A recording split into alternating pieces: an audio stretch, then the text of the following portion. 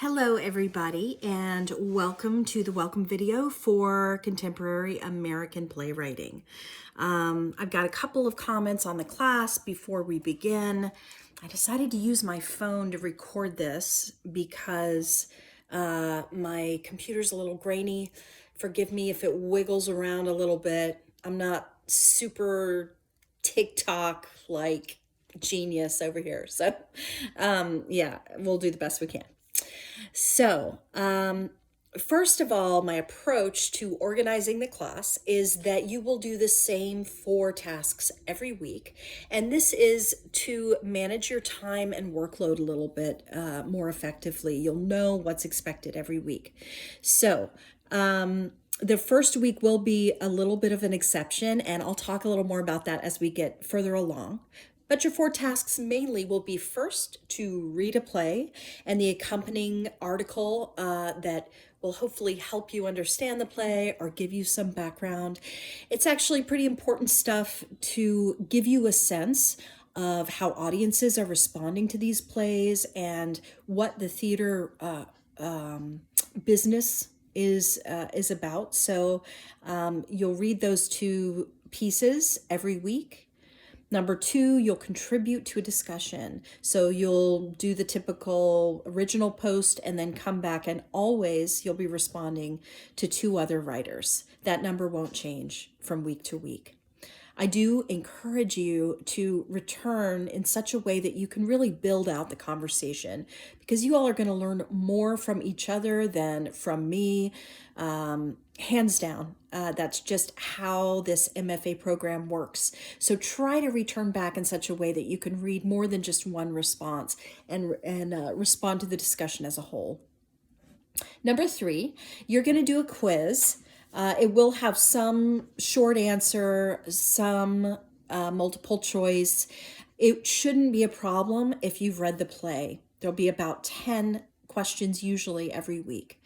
And then finally, number 4, you'll be doing every week a 1-page dramaturgical, I'd say it's an analysis paper about each play. So we definitely want that to remain a 1-pager. I don't want you writing 2 or 3 pages every week, even though I know that you could do an amazing job with that. We really just want to maintain that workload for this 2-credit class throughout the semester. That's basically what this class is, all 4 of those things happening every week.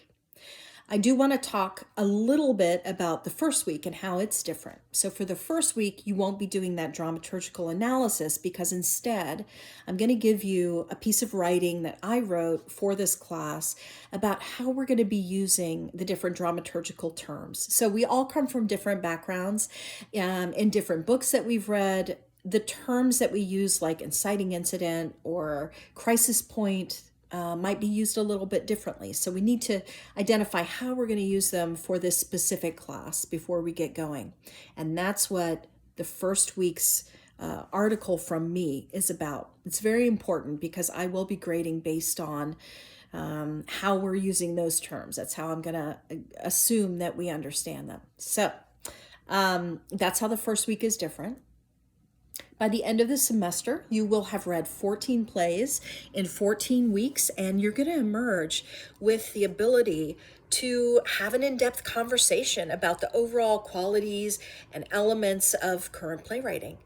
What kind of questions are being interrogated in playwriting in the early 21st century? How is theatricality being used? Who are the major writers, and how are they writing about their lived experience? These are just some of the questions that you will be able to answer at the end of this course. And of course, my personal hope for you is that you'll be able to start seeing how your theatrical voice fits in with the landscape that's out there right now in terms of playwriting. And hopefully you will be inspired by some of this really innovative work that we're going to be looking at, and some of these really fantastic writers.